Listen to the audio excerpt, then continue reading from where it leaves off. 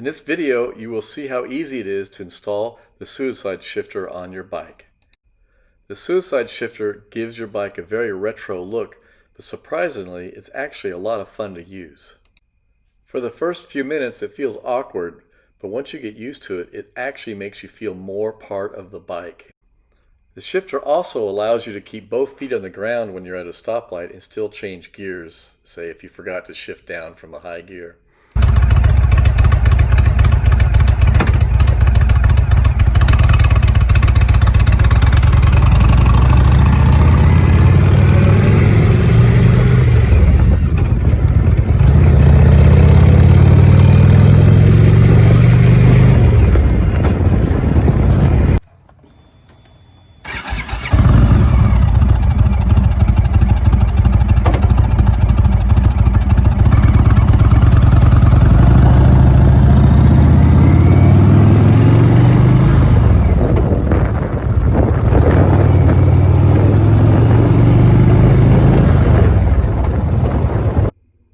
The kit comes with everything you need to install, and as you can see, there aren't that many parts, and it's very easy to do.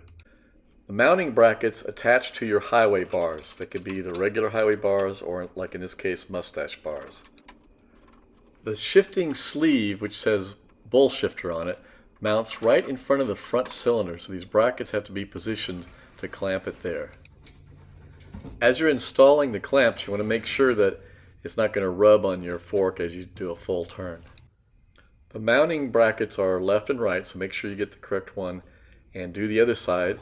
And as you can see here, you're going to see where the shifting sleeve goes through above and in front of the front cylinder.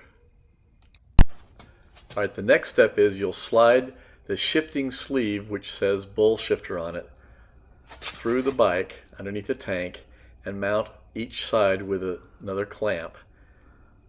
Just do it loosely because you're going to probably end up having to move things around to get it exactly in the right position. You're going to want to line up the shifting sleeve so that the lever on the end is roughly directly above your shifting lever on your bike. Okay, finally install the last clamp and then move everything around so that the shifting sleeve is not rubbing on the cylinder head or touching the frame. Get it all positioned the way you want it, and then tighten up the nuts.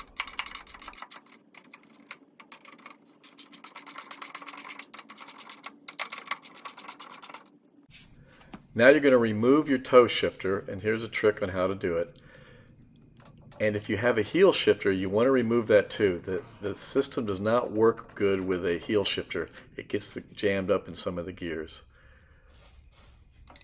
Alright, now we'll install the adjustable shifting arm by bolting it to the inside of the shifting lever on your bike. You'll tighten the bolt down very securely, but the lever itself will still remain loose because it's on a swiveling ball.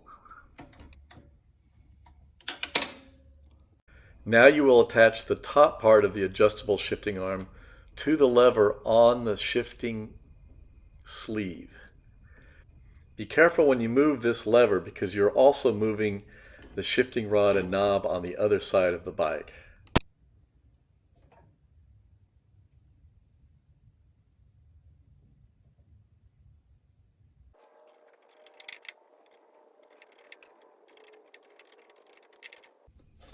The adjustable shifting arm can be adjusted. It's a turnbuckle style.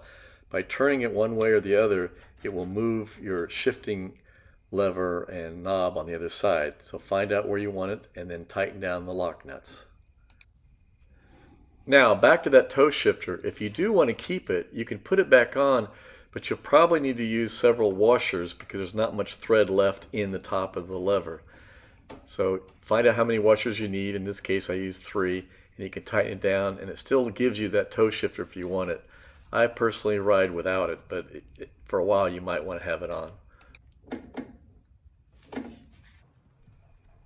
Now get out and ride. You're going to find this thing is a blast to use. It's kind of like having a two-wheeled sports car. It's hard to describe, but it's actually more fun than the normal way of shifting with your toes.